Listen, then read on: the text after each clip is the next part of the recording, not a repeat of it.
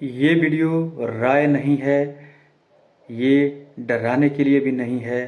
आज हम बात करेंगे मेडिकल रिसर्च की, जो बताती है कि 60 साल के बाद पैर सबसे पहले कमज़ोर होते हैं और इसे धीमा किया जा सकता है।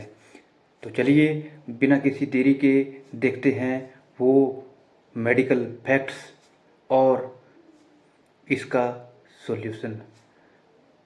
तो बुजुर्गों के पैरों में ताकत क्यों कम होती है और इसके लिए जो 5 एविडेंस बेस्ड फैक्ट और उनका न्यूट्रिशन सॉल्यूशन के ऊपर हम इस पे बात करेंगे। तो सबसे पहला जो फैक्ट है वो है सार्कोपेनिया। सार्कोपेनिया एक मेडिकल साइंस में एक शब्द है। इसमें अगर हम देखें तो सार्कोपेनिया के हिसाब से 30 की उम्र के बाद हर साल जो मसल लॉस है वो 1% के हिसाब से होना शुरू हो जाता है और जब उम्र 60 हो जाती है तो 60 के बाद ये तेज़ी से बढ़ता है और सबसे पहले जो इसका असर दिखता है वो थाई में दिखता है और पैरों की मसल पे दिखता है। इसकी वजह से अक्सर होता क्या है, तो आइए देखते हैं। कुर्सी से उठने में दिक्कत महसूस होती है, चलने की स्पीड कम हो जाती है और तीसरा बैलेंस कमज़ोर हो जाता है। अगर हम रिसर्च कंसेंसस की बात करें तो मसल लॉस जो है वो वीकनेस का कारण है और ये वीकनेस जो है ये एज की वजह से ही नहीं होती है।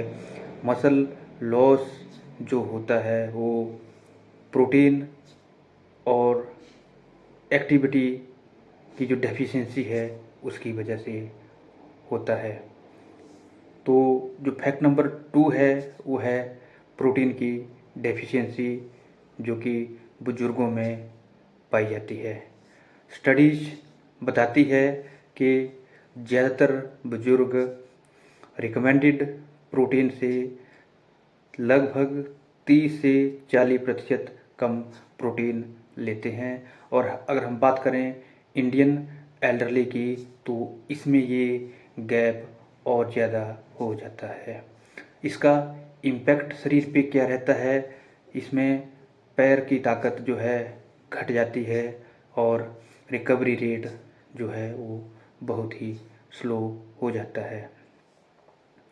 अगर हम एविडेंस बेस्ड सॉल्यूशन की बात करें तो इसमें करना क्या है, जो इजीली डाइजेस्टिबल प्रोटीन है उसको लेना है अक्रॉस द डे। और अगर हम बात करें कि सबसे इजीली डाइजेस्टिबल वेजिटेरियन जो सोर्स है प्रोटीन का वो है मूंग की दाल। जी हाँ, आपने सही सुना, मूंग की दाल। और मूंग की दाल में मैंने पहले भी एक वीडियो बना रखी है, डिटेल में आप वहाँ पे उसको देख सकते हैं। तो मूंग की दाल या फिर मूंग की खिचड़ी हल्की जो है वो इजीली डाइजेस्टिबल है, लघु है और सुपाच्य है और प्रोटीन जो है इसमें वो प्रचुर मात्रा में पाई जाती है। तो एल्डरली के लिए एक बहुत ही अच्छा प्रोटीन का सोर्स है। अगर हम बात करें फैक्ट 3 की तो वो है बोन डेंसिटी लॉस।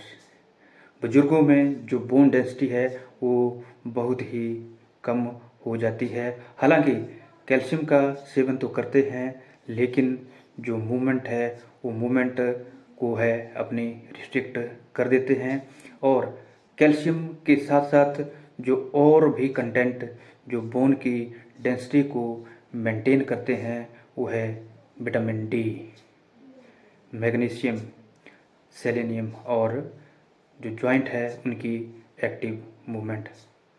तो स्टडीज बताती है कि एल्डरली जो लोग हैं वो हालांकि कैल्शियम तो लेते हैं, लेकिन मूवमेंट नहीं करने की वजह से जो है उनका कैल्शियम जो है वो बोन्स में नहीं लगता है और जो है फ्रैक्चर के रिस्क भी बहुत ज़्यादा बढ़ जाते हैं। इसलिए सप्लीमेंट काफ़ी नहीं है, साथ ही साथ उसमें मूवमेंट भी होनी चाहिए।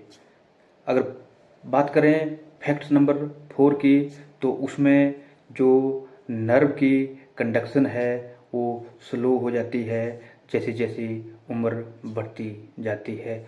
और न्यूरोलॉजी रिसर्च के अनुसार एजिंग में नर्व सिग्नल धीमे पड़ जाते हैं, जिससे बैलेंस और कोऑर्डिनेशन में दिक्कत आती है।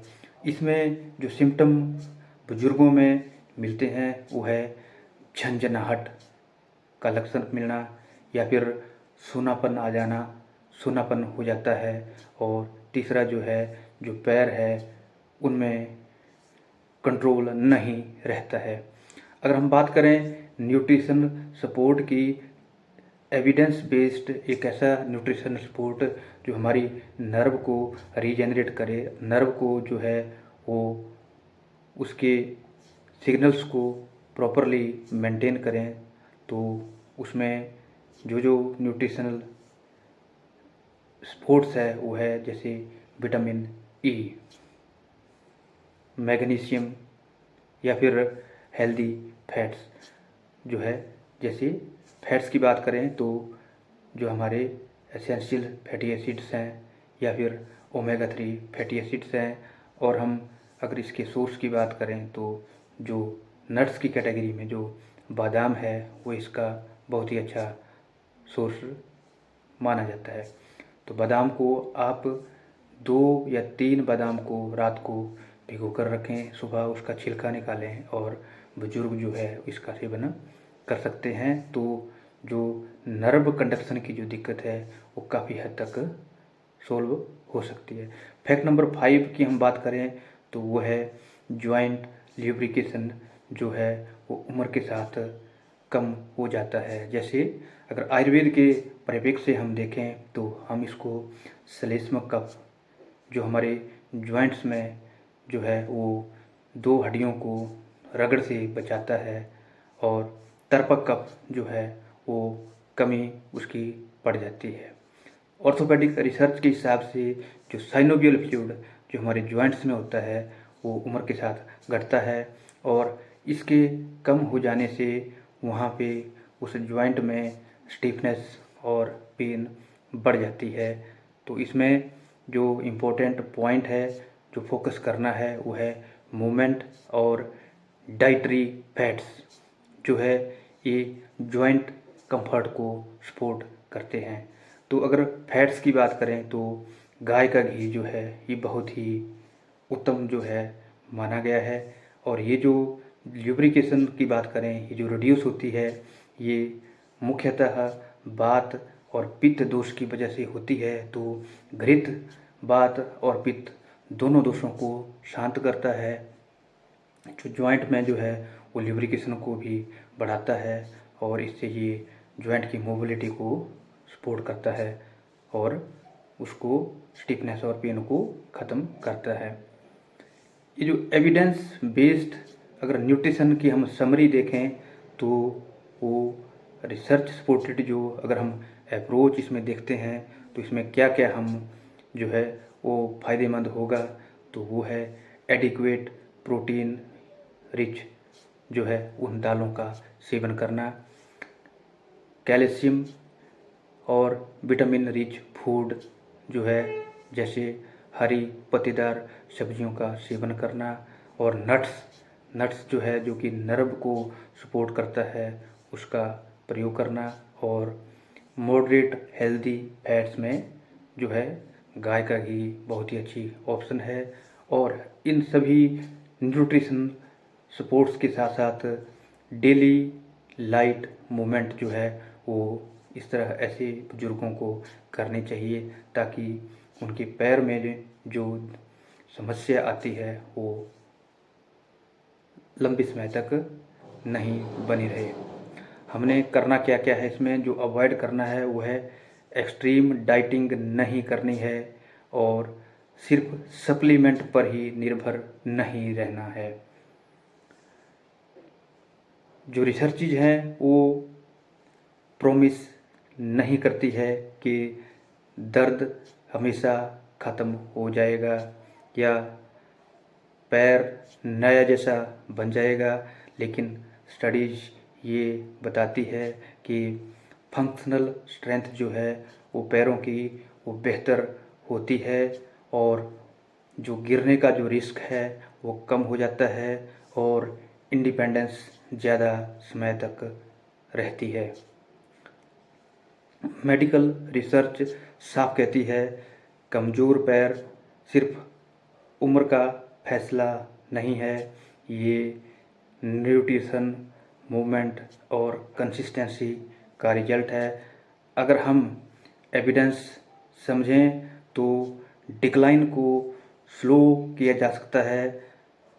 अगर फैक्ट्स आपको पसंद आए हो तो वीडियो को लाइक करें और अपने पेरेंट्स और एल्डरली में शेयर करें और नेक्स्ट वीडियो के लिए सब्सक्राइब करना ना भूलें। धन्यवाद।